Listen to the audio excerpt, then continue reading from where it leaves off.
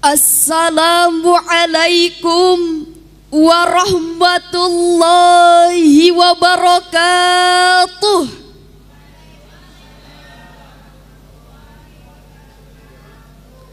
Alhamdulillahilladzi kana biibadihi khabiran basira.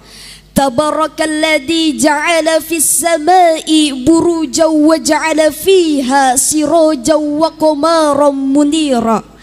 Ashhadu an la ilaha illallah wa ashhadu anna Muhammadan abduhu wa rasuluhu alladzi ba'atsahu bil haqqi basiran wa nadhira wa da'iyan ilal haqqi biidnihi wa sirajan munira.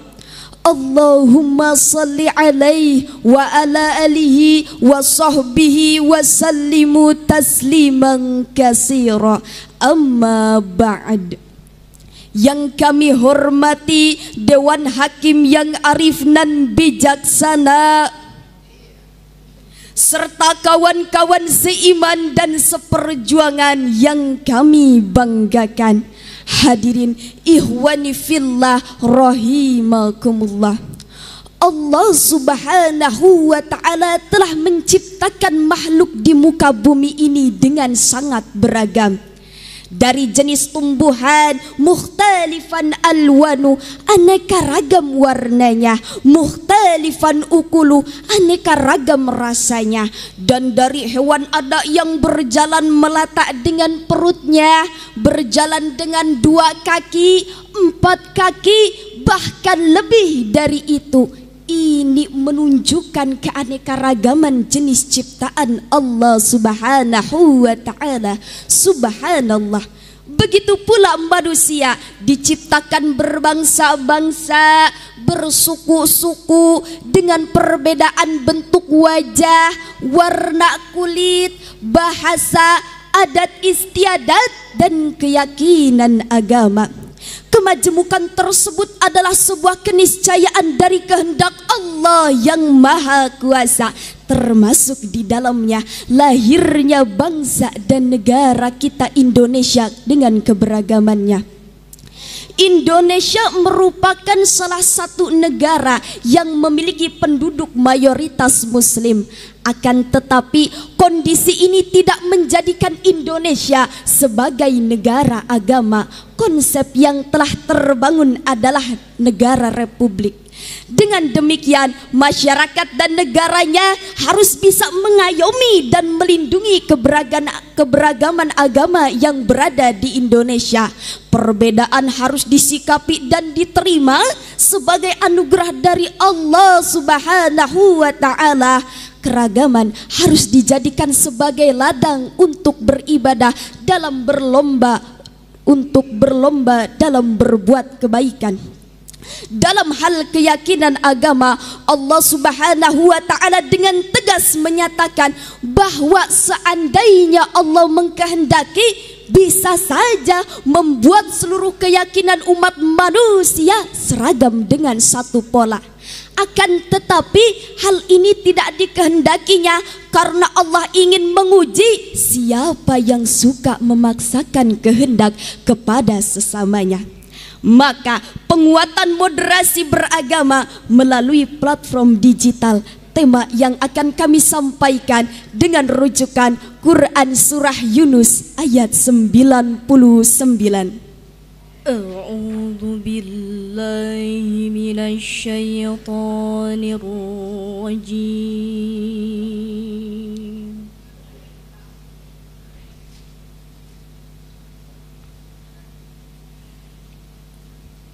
Bismillahirrahmanirrahim.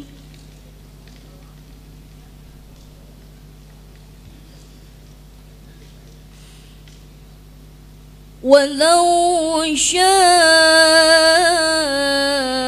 rabbuka la'amana man fil ardi kulluhum jami'an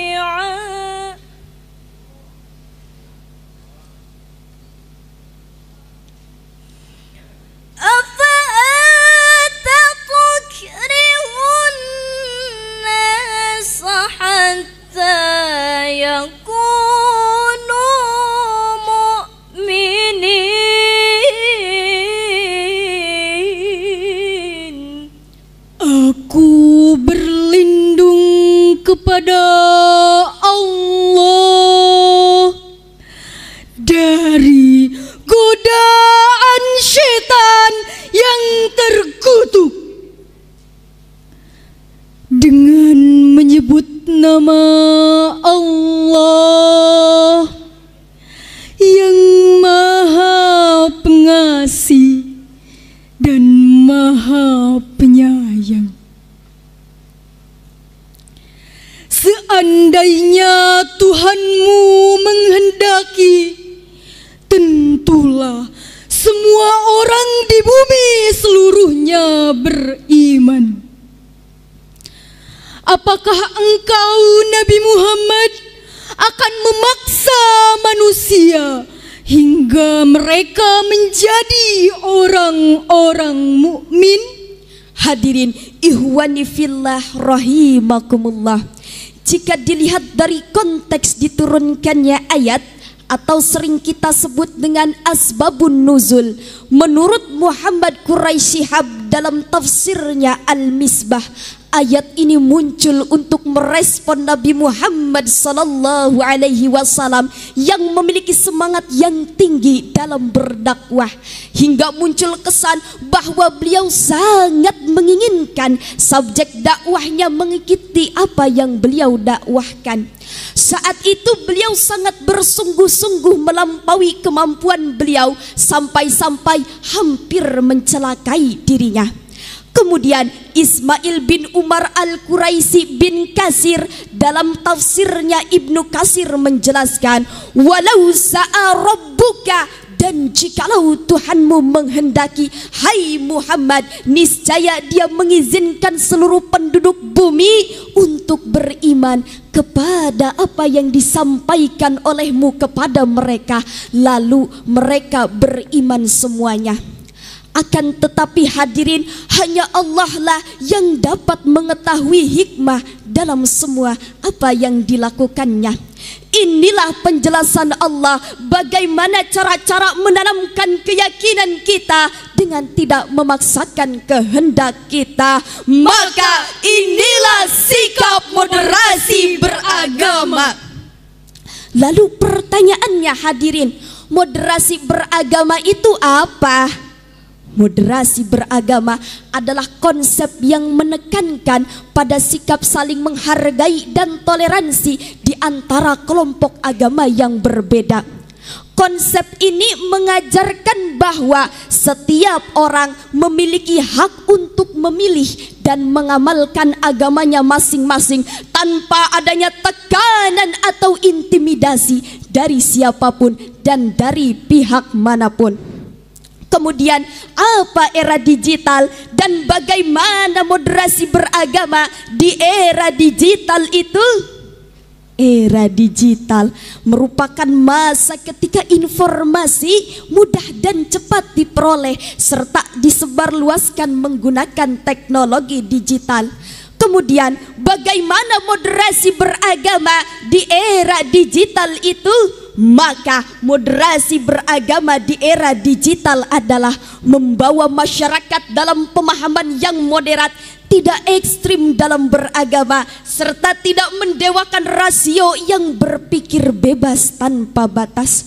Berarti hadirin, di era digital ini kita harus bisa menyampaikan pemahaman agama dengan cara-cara yang baik, mudah dipahami dan juga cepat. Bagaimana melaksanakan ajaran agama dengan baik dengan fasilitas teknologi digital yang demikian canggihnya. Hadirin, dengan landasan surah Yunus ayat 99, mengapa moderasi beragama itu harus ada? Jawabannya, karena dengan moderasi beragama dapat mencegah dari tindakan diskriminatif terhadap kelompok atau golongan agama yang berbeda dalam masyarakat, baik dari segi aspek agama, ras, suku, dan atribut sosial budaya lainnya. Lalu bagaimanakah tujuan dari moderasi beragama?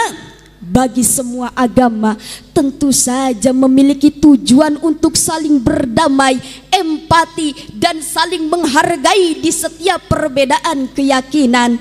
Toleransi dapat dijadikan sikap dalam menghargai dan menghormati di setiap perbedaan keyakinan, baik antara individu maupun golongan, baik dalam masyarakat maupun agama.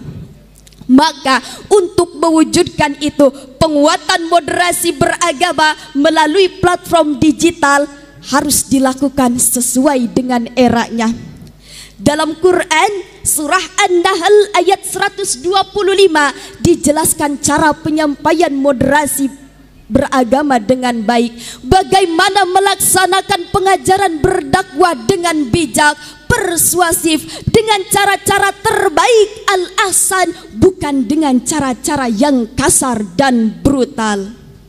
Ud'u ila sabili rabbika bil hikmati wal mau'izatil hasanah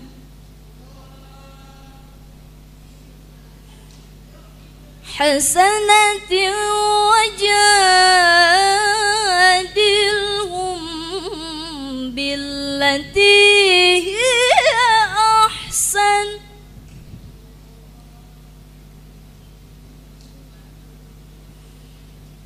inna rabbaka huwa a'lamu biman dhalla an sabilihi wa huwa a'lamu bil muhtadin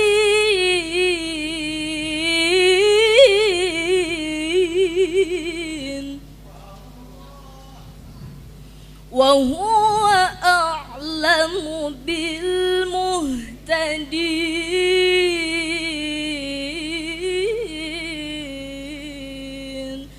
Sadaqallahul azim.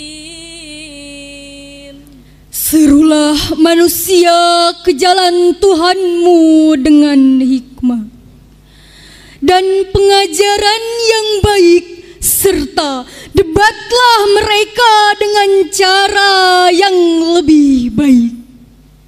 Sesungguhnya Tuhanmu dialah yang lebih tahu siapa yang tersesat dari jalannya, dan Dia pula yang lebih tahu siapa yang mendapatkan petunjuk. Maha benar Allah dengan segala firman-Nya. Dalam ayat ini, dan inilah platform digital dalam penyampaian moderasi beragama, Allah Subhanahu wa ta'ala meletakkan dasar-dasar dakwah untuk pegangan bagi umatnya di kemudian hari dalam mengemban tugas dakwah. Allah Subhanahu wa ta'ala menjelaskan kepada Rasulullah sallallahu alaihi wasallam bahwa sesungguhnya dakwah ini adalah dakwah untuk agama Allah sebagai jalan menuju ridhonya, bukan dakwah untuk kepentingan pribadi dai ataupun golongan dan kaumnya. Rasulullah sallallahu alaihi wasallam diperintahkan untuk membawa manusia ke jalan Allah dan untuk agama Allah semata. Allah Subhanahu wa ta'ala menjelaskan kepada Rasul agar dakwah itu dijalankan dengan hikmah. Dengan hikmah itu artinya yang pertama dengan pengetahuan, yang kedua dengan perkataan yang tepat dan benar, dan yang ketiga dengan mengetahui hukum-hukum Al-Quran. Allah Subhanahu wa ta'ala menjelaskan kepada Rasul agar dakwah itu dijalankan dengan pengajaran yang baik, lemah lembut dan menyejukkan sehingga dapat diterima dengan baik. Tidak patut jika pengajaran dan pengajian selalu menimbulkan rasa gelisah, cemas dan ketakutan dalam jiwa manusia. Allah Subhanahu wa ta'ala menjelaskan bahwa apabila terjadi perdebatan antara kaum musyrikin ataupun ahli kitab, maka hendaknya Rasul membantah mereka dengan cara yang baik. Hadirin ikhwani fillah rahimakumullah, seandainya Rasulullah sallallahu alaihi wasallam berhati kasar, maka pastilah semua orang akan menjauh dari sekeliling beliau. Namun hadirin, beliau ini sangat moderat dalam menjalankan tugas dakwahnya, sehingga dalam waktu yang relatif singkat beliau memiliki banyak follower dari berbagai kalangan. Hadirin ikhwani fillah rahimakumullah. Kesimpulan dari syarahan yang saya sampaikan bahwa yang pertama, moderasi beragama merupakan usaha mengembangkan potensi masyarakat secara bertahap menuju kesempurnaan dalam bersikap, menghargai perbedaan dan kerjasama untuk mencapai cita-cita mulia dalam bingkai keberagaman keagamaan. Yang kedua, penguatan moderasi beragama harus dilakukan sesuai dengan eranya, dengan cara yang baik dan benar, serta melibatkan semua pemangku kepentingan dan kebijakan. Terakhir, ada harapan dan doa yang ingin saya panjatkan. Yang pertama, mudah-mudahan dengan penyampaian dan pemahaman yang baik tentang moderasi beragama dapat melahirkan perilaku dan sikap yang baik dalam beragama dan bernegara. Yang kedua, semoga Allah senantiasa menolong dan melindungi bangsa kita tercinta ini dalam menggapai asa baldatun thayyibatun wa rabbun ghafur. Sekian dan demikian syarahan yang dapat kami sampaikan. Terima kasih atas segala perhatian dan kebaikan. Mohon maaf atas segala kekurangan dan kesalahan. Fattaqullaha mastata'tum billahi fisabilil haqq. Wassalamu alaikum warahmatullahi wabarakatuh.